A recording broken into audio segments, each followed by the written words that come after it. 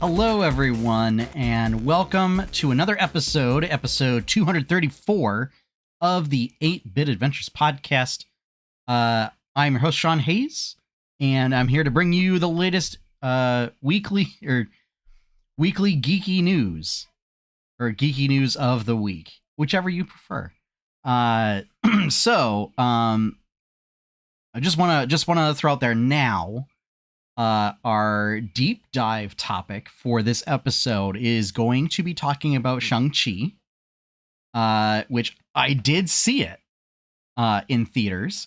So I'm gonna talk about it, and I'm not gonna shy away from spoilers. So if you haven't seen it yet and you worry about spoilers, fair warning now. And obviously, I'll give a warning, before getting into the deep dive again. So, if you want to hear the quickfire news and then back out, you have that option as well. But yeah, we aren't going to shy away from spoilers. So I'm letting everybody know that now. There will be a big spoiler warning on the thumbnail image when the VOD goes up. So that'll be that. Also, the title will have Spoilercast in there when I do the version that stays up, the highlight. so we got that. And then I got a couple topics for quickfire news this week. Some different stuff that I found. And some, well, kind of spoiling it here, was that I was able to see Shang-Chi. So I was able to complete that for quest log.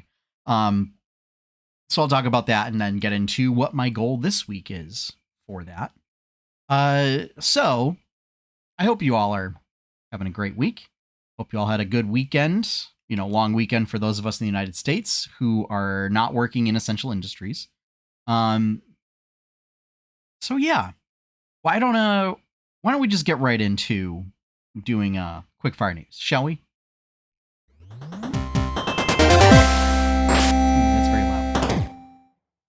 That's very loud. So I'll have to adjust the volume on that in the future. I am so sorry about that.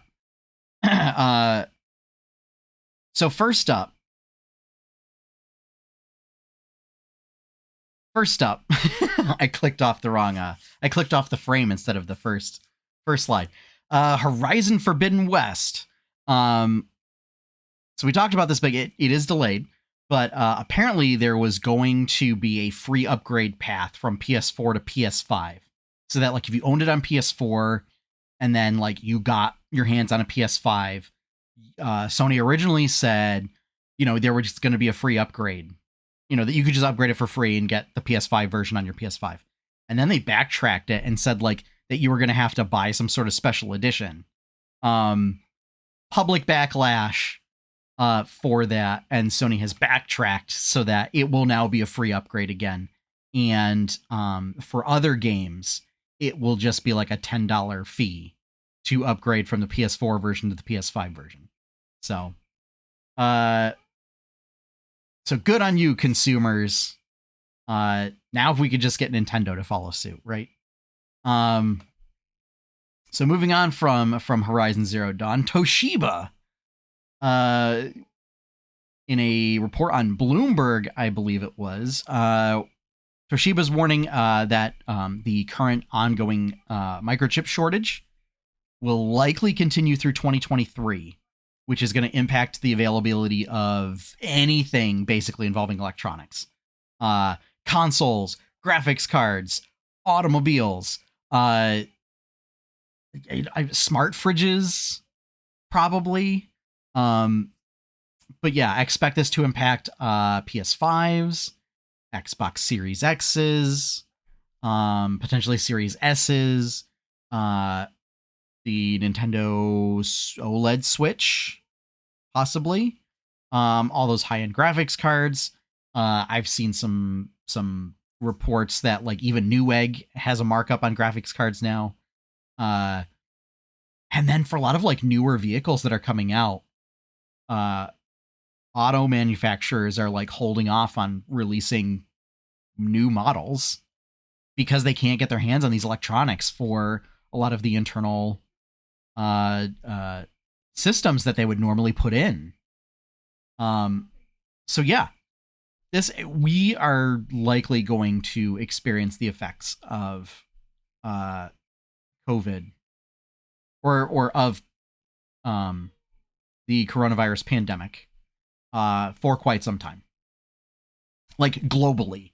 So this is a global issue. This is not just, you know, your local diner shutting down, sort of a thing. I mean, this is a far-reaching thing that is impacting several different industries. So yeah, not good. Not good. Through 2023. So like not even through next year, the following year. Oh, so yeah, bad news. So yeah, don't count on getting an upgraded graphics card anytime soon.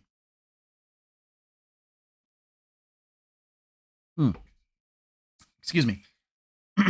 So the Overwatch League new season is going to begin in April. It will feature an early build of Overwatch 2. And teams have been pushing, I guess, to be able to like use that new build rather than like being it sprung on them. So we'll see how that goes. This seems a little odd to me. But my guess is that they want to try and get some groundswell.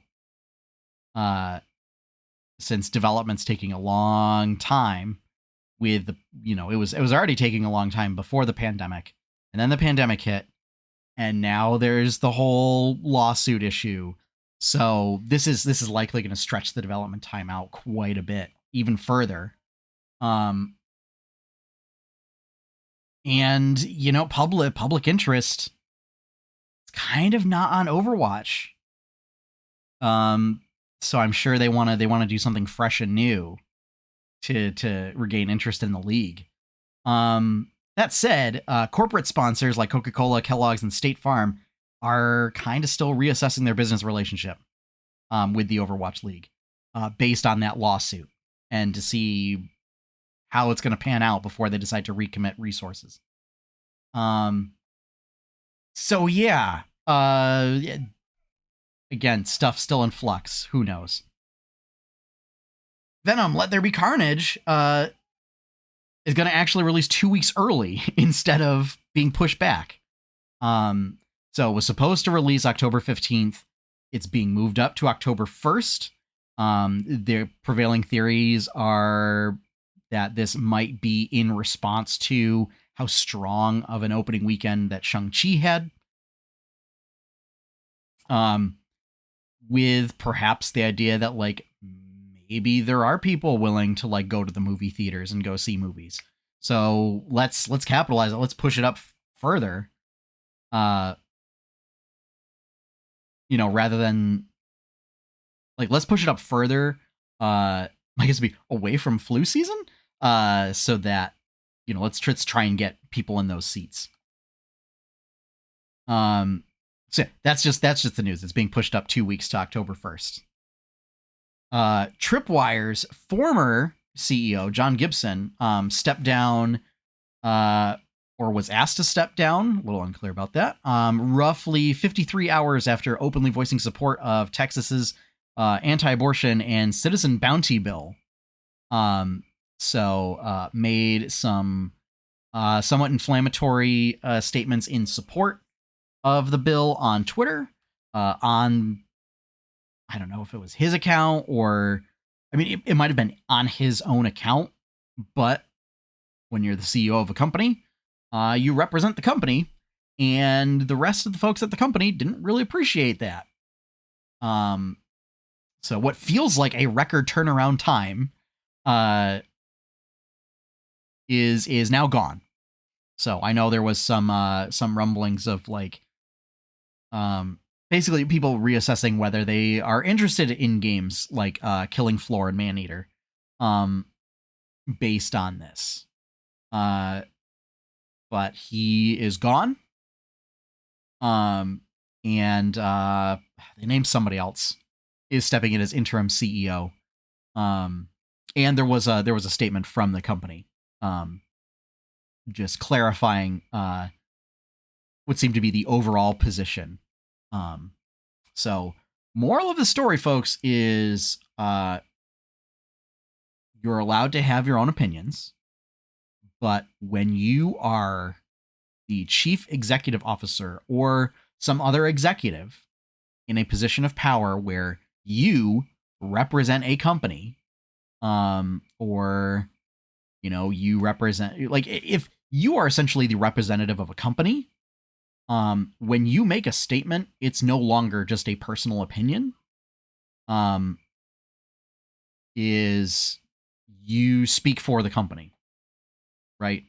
And that, that's a case where, if it's like a very low level worker, I know HR departments tend to have that in their contracts or their employee handbooks of like, you are always a representative of the company, so don't say stuff that will reflect badly on the company, yada yada yada. If you're someone who's relatively low level at the company and like people know that you work there but realize like you don't make policy, so you are not in power, you don't actually get to make change. That's kind of one thing, but when you literally get to set the policies of the company and you're in charge, that's a whole nother thing entirely. So yeah, the company basically said, no, you're done. So Activision Blizzard, take note. All right. Now to get off of that, because I don't want to get on that tangent, on a wild tangent with that. Last up, Pokemon. The Pokemon Company, their Trainer Club newsletter, which is basically the official newsletter for the Pokemon Company, we'll be sending out on the 25th of this month, so September 25th, codes for Shiny Celebi and Dada Zarude.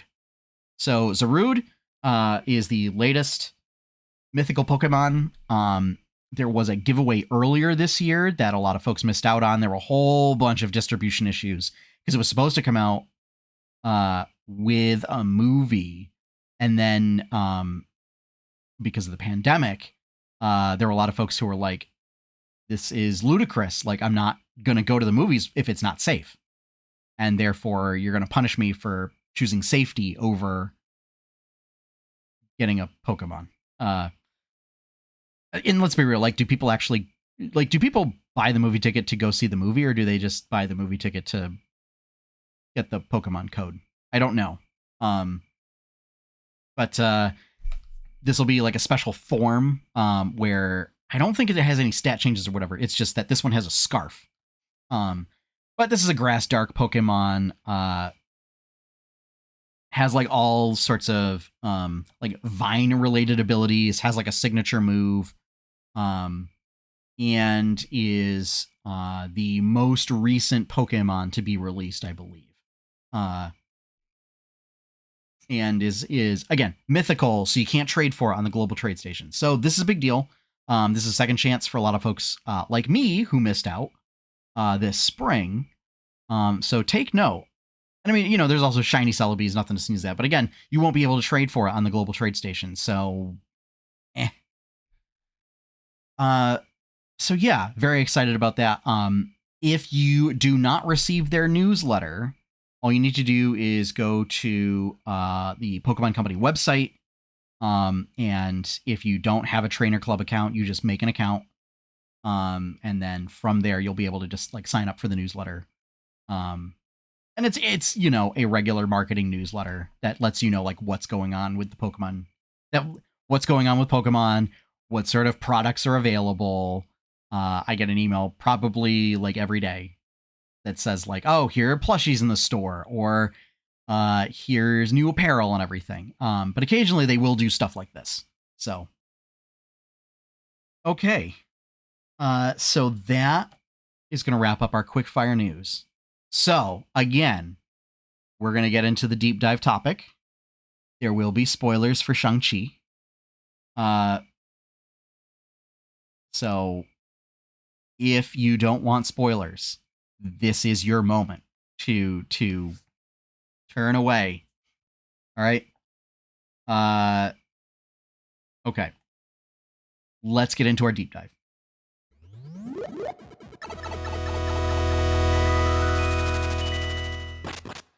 Okay. Gotta update the slide. There we go. Shang-Chi and the Legend of the Ten Rings. I really enjoyed this film. I think it was great. It had all the, characteristics of what makes Marvel movies fun. We got all sorts of little Easter eggs of various things, callbacks to Iron Man 3, and not just of like the reference of the Mandarin name and like calling that out, but like actually bringing bringing Trevor back and having him factor into the movie. I did not expect that. I thought it was just going to be like, a one-off reference of being, of calling that out, which they did, but they also had the character there, who ends up playing a somewhat pivotal role in the film. Totally unexpected on that one. Whereas on the flip side, we knew Wong was going to show up, but we didn't necessarily know in what capacity. And it turns out like that was sort of a throwaway type thing of just like little references here and there. The Wong and Abomination fight, and it turns out like they're buddy. So that was a really funny thing, a really funny moment there. A lot of the fight scenes well choreographed. My wife and I were talking. This movie did airbending better than the live action Avatar film did, where there is this sort of martial arts style that only people with the heart of the dragon, quote unquote, can practice. So it's sort of like a divine martial arts style that basically is a little bit of airbending, right? Like when you do it, like wind picks up around you and you're able to like use like, use wind to help you like push your opponent away, and it's focused on like avoiding attacks and redirecting like attacks away from you and stuff. And so there was very reminiscent of Avatar: The Last Airbender with that, of just like Aang sparring off against like Fire Nation folks, which are very direct and aggressive martial arts styles. So yeah, it did bring up a number of questions. And I will say, I think the only time I got a little nervous was just in terms of the quality of the film. Was like in the opening sequence, they're kind of giving you the backstory of the villain of the film, who goes by many different names, one of them being the Mandarin, but is essentially Shang-Chi's father, who is the leader of the Ten Rings and wears the Ten Rings, where it's, they cause him to live for like 1,000 years. And so they show scenes of like through history of like his, bands of raiders and mercenaries and stuff, like attacking settlements, supply trains and things like that. And so they attack what is a carriage that is transporting a shipment of gold. And I don't know what happened there. It looked like that it was intended to be a CGI effect, like of all the gold spilling out and everything. It looked really bad. I don't know if it was actually CGI. I don't know if it was a practical effect that just looked off or something. It didn't look good. And I don't know if maybe like if it was CGI, if it needed a couple more hours rendering or something. I'm not sure. But at the same time, it was only on screen for a split second, and the effect in and of itself was not like integral to the film. So, it happened so early, and I was just like, oh no, did the pandemic affect the quality of the special effects that we're gonna get? And it didn't. Like, it seemed to be some one-off thing. And the rest of it was very, high quality. Looked like a combination of practical and special effects. Obviously the more supernatural elements were special effects, but it seemed like to me that like a lot of the martial arts might have been wire fu. Or wire work. I'm just realizing now, I don't know if wire fu is like a pejorative term or not. I should really look that up. But and there were times when like you could tell, right? It's like that's very clearly like you get that effect using wires. But that's okay. It fit with sort of the style. And it was just very reminiscent of a lot of, for me, a lot of martial arts movies that I've seen with folks like Jackie Chan. So they also there's a lot of flashbacks and a lot of like cut to memories, which felt very fitting. But really, when you get down to it, it's a different take on sort of a coming of age story. Although, like, he's an adult, but it's sort of like discover, like you could have swapped in, it being like a preteen, like discovering who you are, and you have this destiny and coming to terms with that. But I kind of appreciate that it's for like someone who is a grown adult and has come to term and is, has had time to think about this stuff and internalize it and really think about it and what does it mean in this day and age versus like, to have it be like a 13-year-old. Like I can't get over that when stories do that of like, it's like 13 to 16-year-olds saving the world. And it's like, no, this is worse people. Like when I was that age, yeah, I wanted to, that's how I felt. But realistically, no. Just no. It's, there's like an emotional maturity that I appreciate from, and that's actually an interesting point, is one of the major themes through the film is well, I guess maturity, right? Is that Sean or Shang-Chi. Also appreciate that he goes by Sean. Just my own personal bias there. That it's because he ran away from this destiny of becoming like an assassin for a terrorist organization. Just wanted to live life and live in the moment and just not take anything very seriously. And so like he and his friend Katie like have this great aptitude and are very skilled and just don't have any interest in using those skills. And just, they just enjoy things being easy. And so they work as valet drivers, and they just get to drive fancy cars around and that's it, and they go do karaoke and all that stuff. So it's interesting in that, like, there's that theme, but having the character be older, not be like a preteen or a teenager, it hits differently for what is essentially like a coming of age superhero movie. And I appreciate how,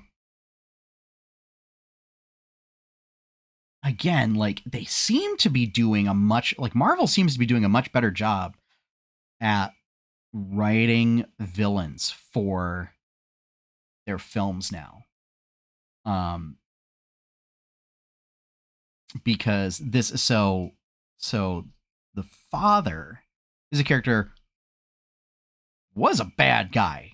You know, he was a warmongering,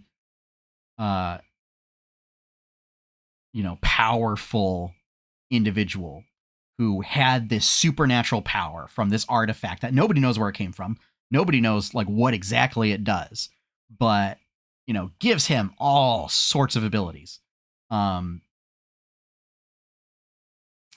essentially turns him into like a Dragon Ball fighter. Like it turns him into Vegeta. And that eventually, he meets up with the woman who would become his wife and his mother. She convinces him to give it up, to walk away from that, and to try and do better. And he did. And he like gave it up, he put it away, and he focused on his family. And he was happy. He finally said like, this stuff, it doesn't really bring me any joy. And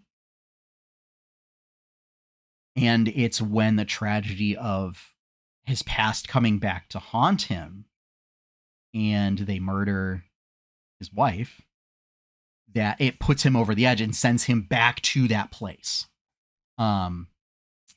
Where he feels like if I had the strength, if I had the power that I had before, I could have stopped this.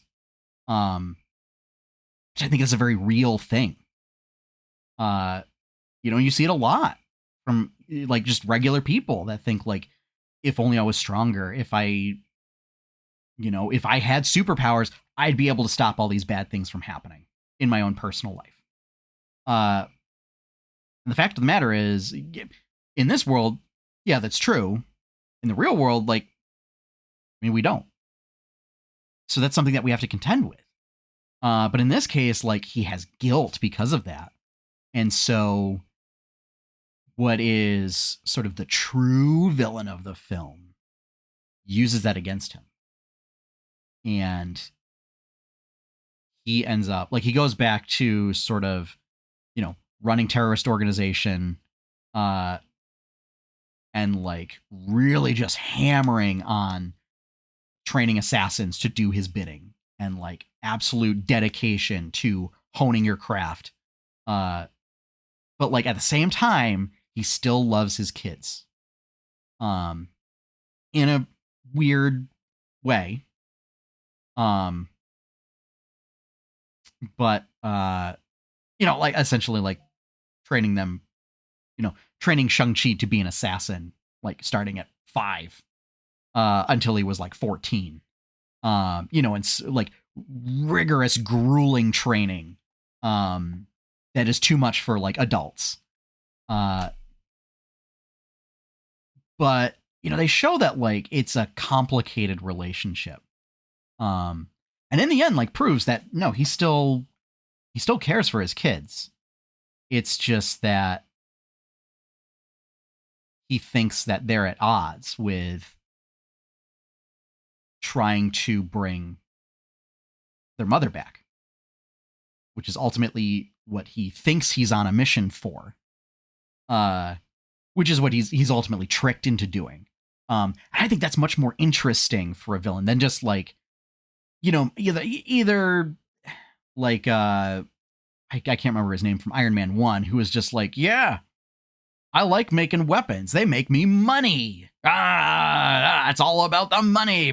Which, like, those people exist, right? Like, amoral, they are willing to make really powerful weapons sell them to the highest bidder, use them against their country of residence, that sort of, weapons dealers, like, they exist. Weapons dealers that have no consciences, they exist. That's essentially what the villain of Iron Man 1 was. And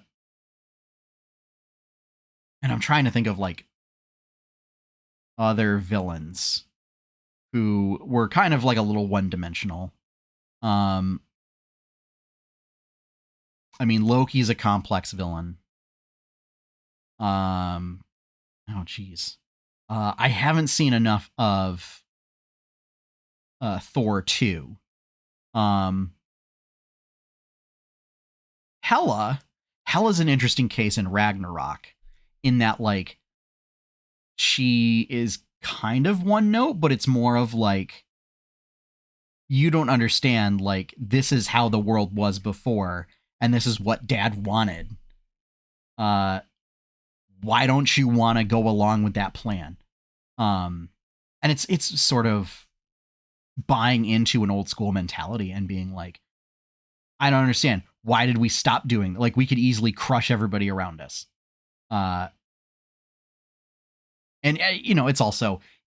It's meant to be that way, to be sort of an anti-colonizing message. Oh, geez. So I'm trying to think. Guardians 1.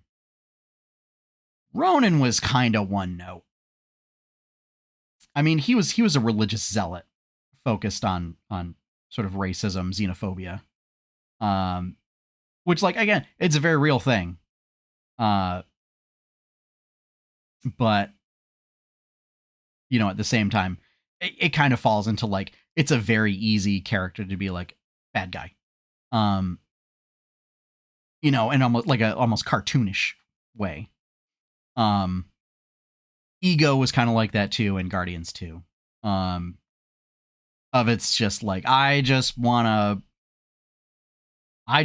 be everywhere, and I want to make up all matter in the universe. So, that's an interesting case there. Yeah, it's so I guess there aren't really that many one-dimensional villains. I think recently it really shows, like, because we got Killmonger, we got Thanos, we've got I can't remember his name, but essentially, Shang-Chi's father. Now, ultimately, the true villain is, and I can't remember the creature's name, but it's basically a giant soul eater. Looks like some kind of big vampire bat monster with tentacles. I made mention to my wife that, like, a lot of the monsters that appeared that were to steal souls look very similar to, I have to look up the pronunciation of this, but Varguils from Dungeons and Dragons, where they are basically flying heads that have tentacles on them, and they're like a vampiric creature. They come from another dimension. They eat souls. Like, that's what they do. They just, like, go from dimension to dimension eating souls. But they're insidious, and they use whatever means necessary to achieve their goal.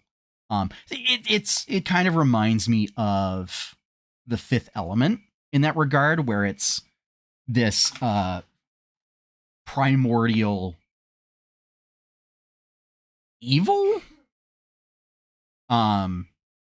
or just primordial being of, like, the void and entropy and stuff, communicates with people that are susceptible to making poor decisions, and using them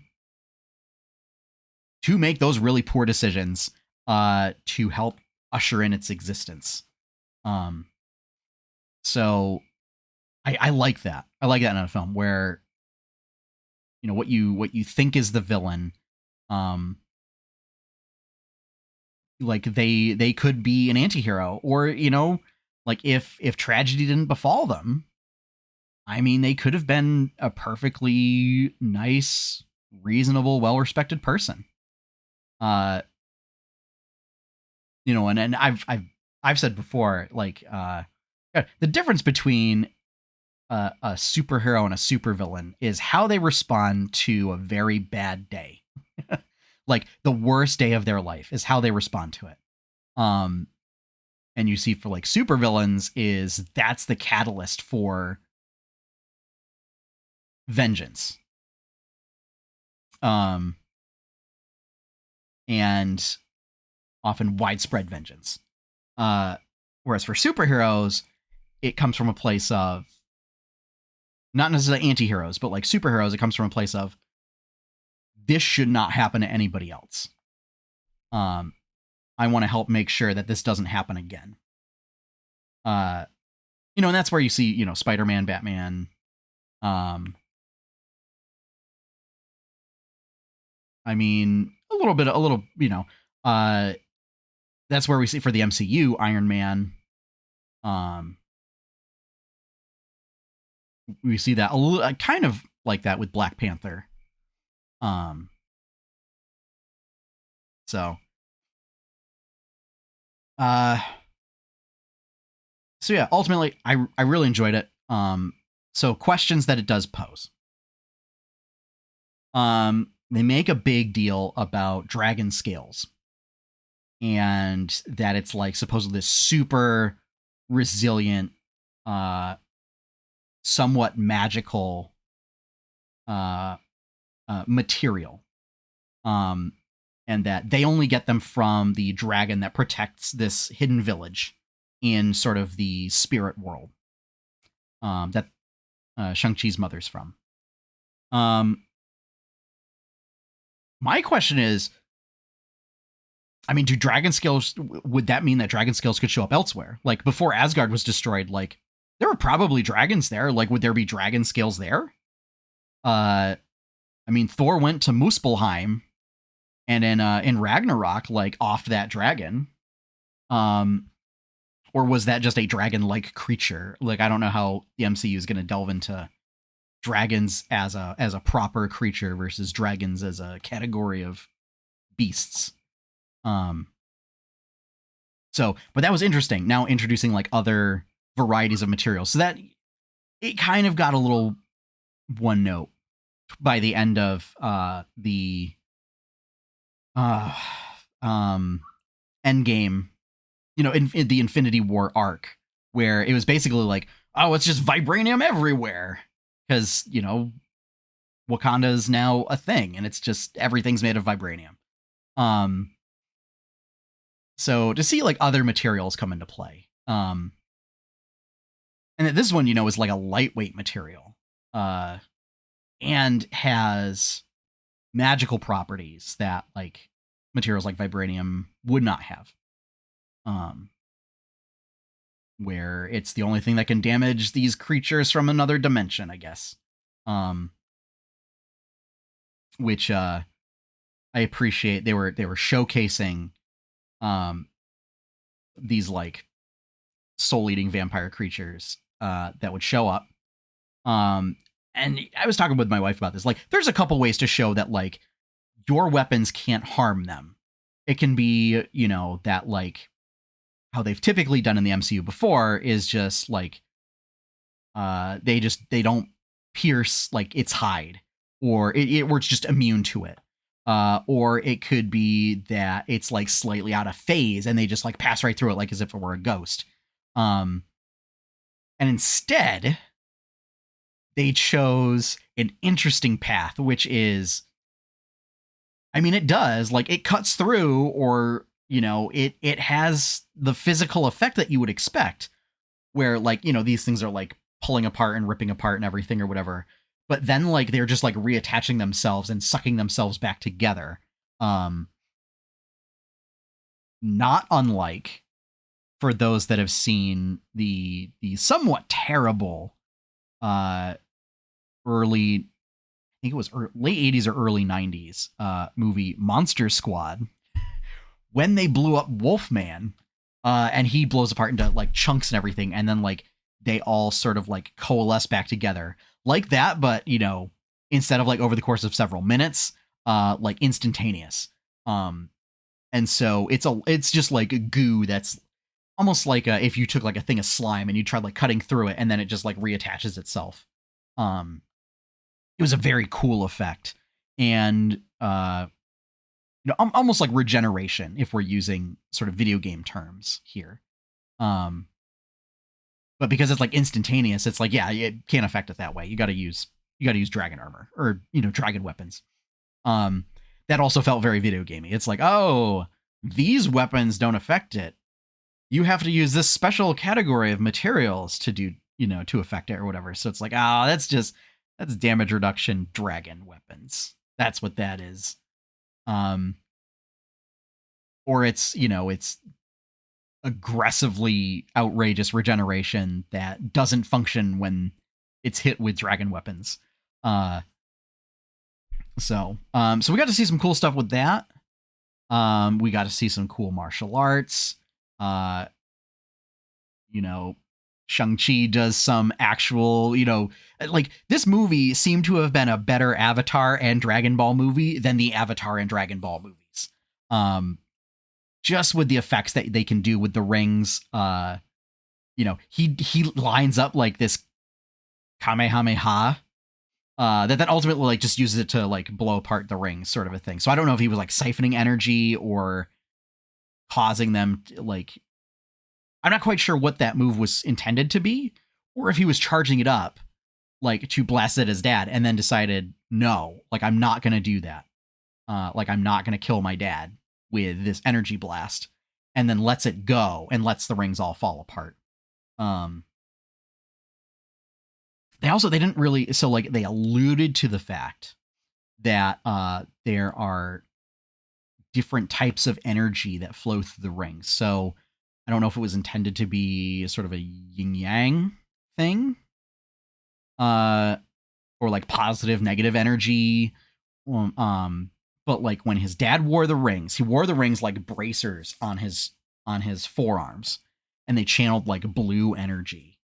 But when his wife and Shang-Chi wielded the rings, it converted to like an orange golden energy, and instead orbited instead of being worn. And like there are times when Shang-Chi wore the rings, but they still had that golden energy on them. And I don't know if it has to do with like the morality of one's character, the quality, quote unquote, of one's character. But despite the fact, a lot of the abilities that they used ended up being the same. So we got to see big old giant monster fight. You love to see it. Big ol' lung dragon, or I think lung might just mean dragon. But an Eastern style of dragon against big ol' vampire squid bat monster, and the dragon using like some kind of martial arts of its own. Whereas it was using water bending basically to create like these like jets of water that would pummel the giant bat monster thing. Mega soul sucker is what they referred to it in the film. But ultimately like that would be considered a form of martial arts. And it was just really interesting to see something of that scale and that size, and like that's not humanoid at all.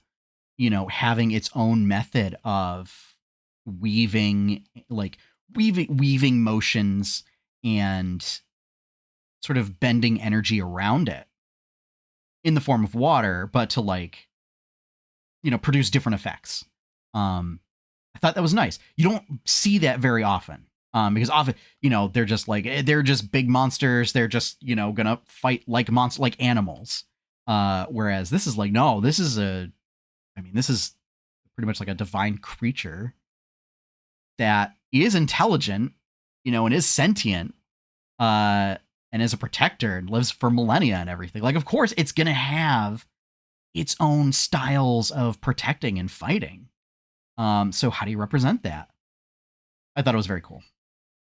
I thought the costumes were pretty nice. Like a lot of like a dragon scale armor looked really, really cool. And just it was pretty decent. It was pretty good. And it had the right moments of where like they would break tension, and little snippets of humor here and there that like that's what Marvel does best. And then but the biggest questions come up are in the post-credit scenes. So there's 2 post-credit scenes. The first one focuses on Shang-Chi and Katie. They meet up with Wong, who recruits them basically and says like, your life isn't the same. It very much mirrors the conversation Nick Fury has with Tony Stark at the end of the Iron Man film. So the thought is like, this may be setting up like a whole new Avengers, which I think is really interesting.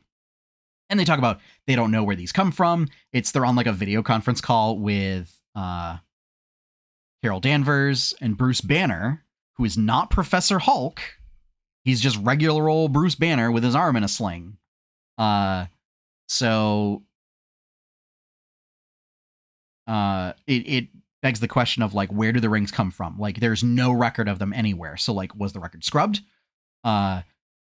Is one of the powers that it deliberately avoids being noticed, like, or being cataloged? No record of it being alien technology.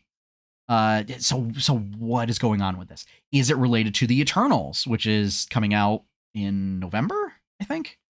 So many questions. And what's going on with Bruce? That the theory is that may tie into the She-Hulk series. So we'll have to see. I'm like, we just don't know. And I was just like, no, he's not supposed to be puny Banner anymore. He's supposed to be smart Hulk. He's supposed to be Professor Hulk. Like, have the best of both worlds. What's going on? And like, if he was returned to Bruce Banner state, like he's used the Infinity Stones. Like, how does that affect him? And then the second one is Shang-Chi's sister said she was going to dismantle their father's empire, but seems to be taking it over.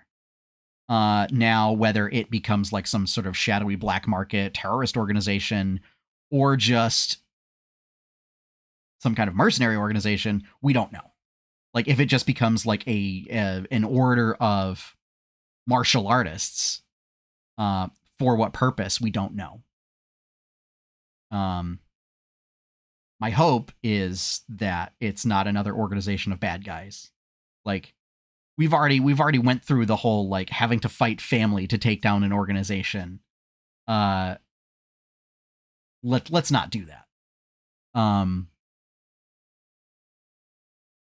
Especially now that like she has the level of prestige that she always wanted, and has the capability of making the decisions that she always wanted, and like being able to tell other girls, like, we're going to have you train. We're going to have you learn martial arts. You can do this. Like, this isn't going to be that you have to hide in the corner and not talk to anybody. So yeah, many questions, many questions. Some of them may be answered in Eternals. Some of them may be answered in Doctor Strange in the Multiverse of Madness or Spider-Man No Way Home. Which I feel like after having, and we've talked about the No Way Home trailer on the podcast before. Part of the reason the whole thing with that movie happens is essentially Wong leaves Doctor Strange alone for like a weekend, and tells him, don't you cause any trouble, and it's like, oh, I won't, wink wink. Totally does the thing that he says he's not going to do. But wondering if Wong's business that he leaves to go attend to is either the whole like Abomination doing underground fighting ring, which is like, what? Or to recruit Shang-Chi and Katie.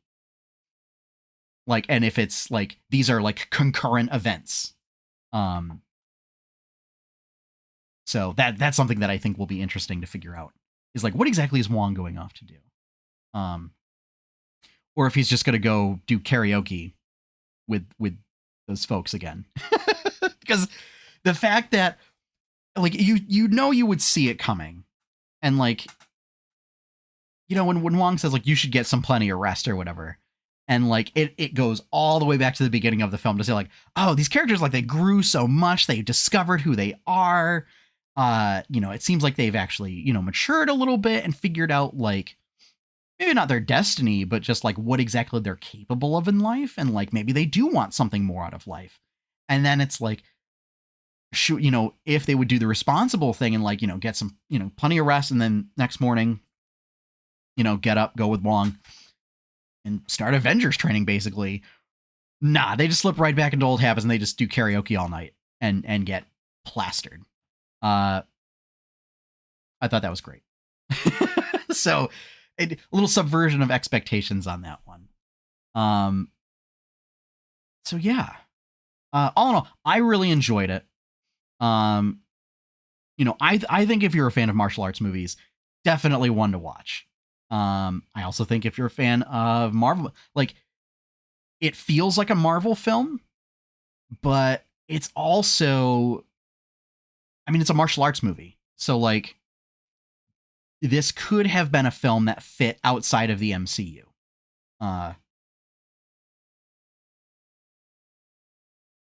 So yeah, I think if you haven't been a fan of MCU movies for a while, that you might enjoy this one.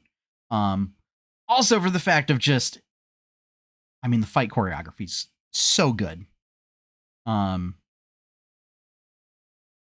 yeah.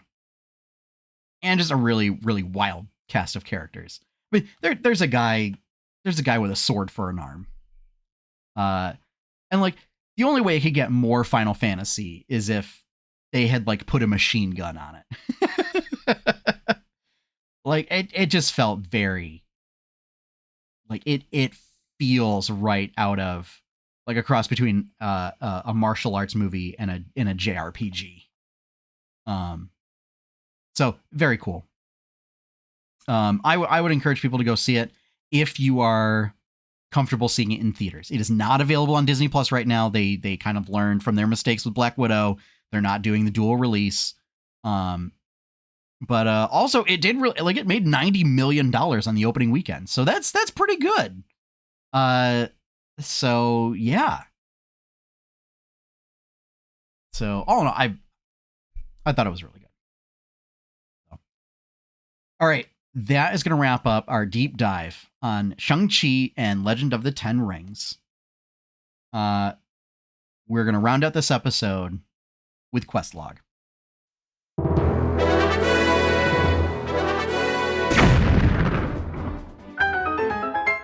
All right, so Questlog is where I pick one goal that's particularly like geeky or nerdy, and to try and achieve that goal over the course of the week.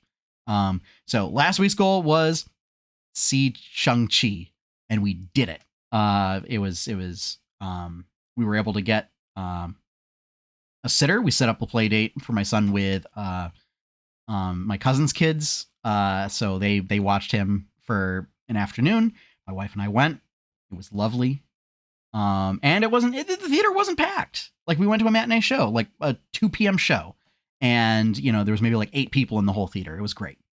So this week's goal, I have successfully completed the Kanto and Hoenn Pokedexes. So my goal is to complete the full national Pokedex.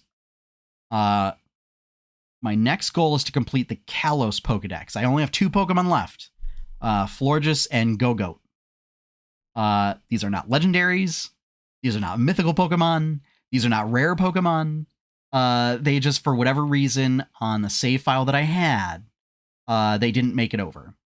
My guess is that there was some sort of Pokemon Bank shenanigans and they got lost. I don't know. I don't know why. Because I definitely had them. And failing that, I do have a copy of X. I could just restart, my save file for Pokemon X and just get them again. Like, not very difficult. But I'm going to try and trade for them on the global trade station. So here's hoping that I can get 2 Pokemon before next week. And then after that, I only have like 50 Pokemon left.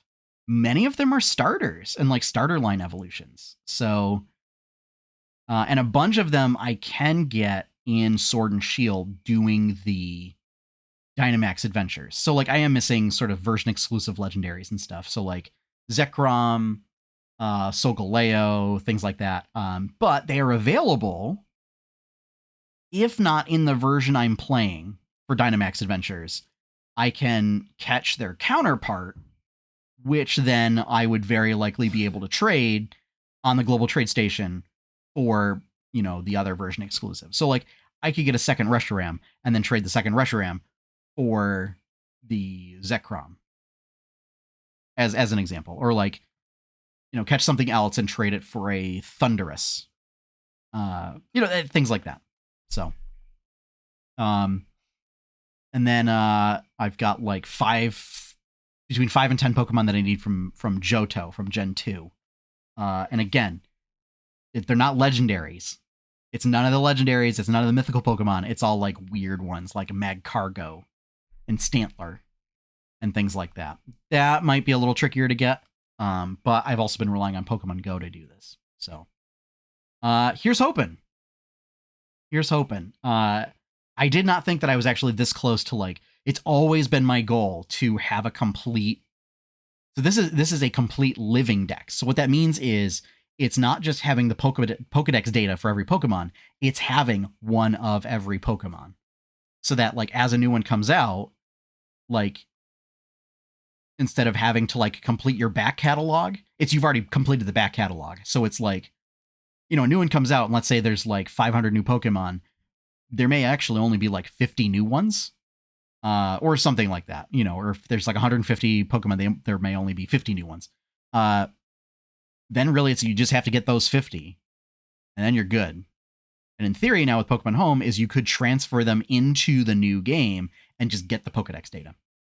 So here's hoping. Florges, Go-Goat. So we'll see. Originally I was going to have Hoenn for here, and I only needed Swampert and Huntail, and I got those today, trading for them. So if you are a listener and you have one of those Pokemon and you're willing to trade, hit me up. Let me know. All right. A couple ways you can let me know. Social media, Discord. We have a Discord server. I'm going to post the link here in chat. As well as, by email, Sean, SEAN, at 8-bitadventures.com. You can email me there. So yeah, if you've got one of those, let's connect. Let's make it happen. I've got plenty. I've got plenty of Pokemon that I can trade, so let's do it. All right. That is going to round out our episode for this evening. Thank you all for joining me for this episode. It's always wonderful to be able to talk with you folks and present the news. If you would like more content from 8-Bit Adventures, you can check out my website at 8-bitadventures.com. Over there, I have my webcomics, my artwork, my podcasts, streams, VODs, all that stuff. If you would like to help support this content, You can become a patron at patreon.com/8bitadventures. You can become a patron for as little as $1 a month. That gets you early access to comics and a bunch of patron exclusive content like patron exclusive comics. There are other tiers which have other exclusive content, such as playtest material for the D&D campaign setting that I'm writing, as well as exclusive channels on the Discord server. Finally, our opening theme is One Up by Professor Shy Guy. You can find his work over at professorshyguy.bandcamp.com. And with that, we're done. So, as always, have fun, everyone. Happy gaming, and enjoy your pie cake.